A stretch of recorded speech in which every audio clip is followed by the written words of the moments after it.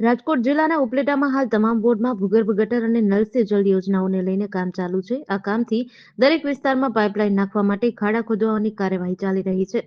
જેને લઈને ward number 9માં ચાલી રહેલી કામગીરી દરમિયાન પીવાના પાણીની પાઇપલાઇન લીકેજ થતા લોકો પાણી વિહોણા ન રહે તે માટે નગરપાલિકાના પૂર્વ સદસ્ય અને સમાજસેવક રજાકભાઈ હિંગોરા દ્વારા નગરપાલિકા પ્રમુખ વર્ષાબેન ગજેરાને રજૂઆત કરતા તાત્કાલિક ધોરણે પ્રમુખ દ્વારા પાણીની નવી પાઇપલાઇન લગાવવાની કાર્યવાહી હાથ ધરી હતી.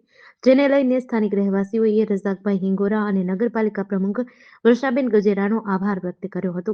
ઉપલેટા નગરપાલિકા પ્રમુખ વર્ષાબેન ગજેરા આજે ઉપલેટામાં 9 વોર્ડમાં મુલાકાત લીધી હોય અને વારંવાર મુલાકાત લઉં છું.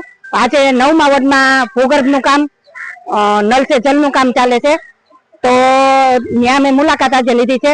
તો આ એરિયાના લોકો, મુસ્લિમ એરિયાના લોકો છે, મેં 18 વર્ષનું સાથે રહી અને કામ કરી છે.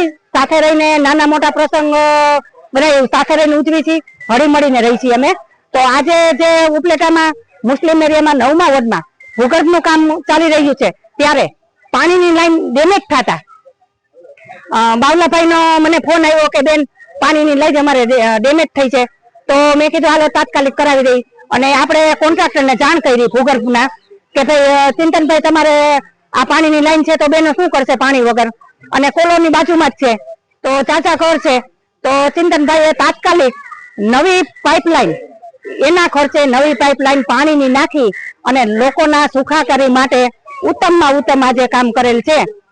આથી આ એરિયાના લોકો ખુશ છે અને ભૂગર્ભની લાઈન તાત્કાલિક એને નાખેલી છે, પાણીની લાઈન તાત્કાલિક અહીંયા પડેલી છે અને આ લોકો ખૂબ ખુશ છે.